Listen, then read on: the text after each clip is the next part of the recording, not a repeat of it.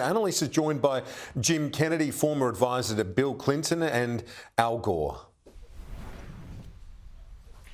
And I know I keep saying this, but it's always good to do the disclaimer. You were the former communications for News Corp. Yes. Yeah. Sorry. And that's our parent company. Yeah. So good to chat about that. But you have a depth of experience with Democrat politics. And I just thought this would be something really interesting to talk about as we're watching these results come through. And we're looking at potentially a bit of reshaping of the electoral map.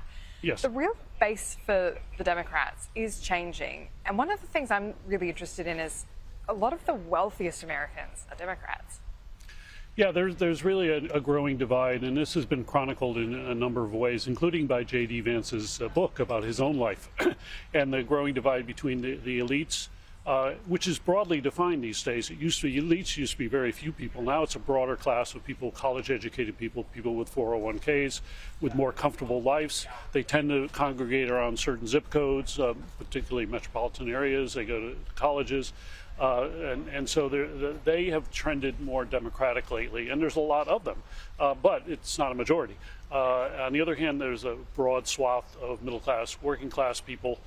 They traditionally were Democratic in the past. Now there's some effort on the part of particularly Donald Trump and Republicans to reach out to them and represent them, and so there's been a move in that direction too, and so there is kind of a gulf and a chasm, and that's, I think, lending itself to the polarization that's happening in America, and social media only serves to accentuate that, as does the media itself. And so there are all these, there's quite an alchemy of societal change happening, and this election is one representation of that. And it's interesting you bring up social media, because so many comparisons have been made between this campaign and Barack Obama's. It's like trying to cast it as a hope election. She was the joy candidate. Right. And the big difference between the Obama days and today is social media. Yes. Yeah, and social media, I think, has served to really divide. It helped people form silos and only look at the world through the prism of what they're seeing on social media, and you can sort of choose your own poison on social media and decide who you want to follow. And that, I think, has had a deleterious effect on the population.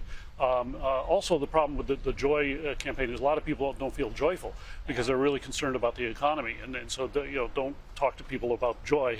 You can't be optimistic. I mean, there's a difference between joy and optimism. I think it's important to be optimistic and say we can do better and we will do better, but not that everything is great. You can't be happy talk. Because then it gets a bit delusional.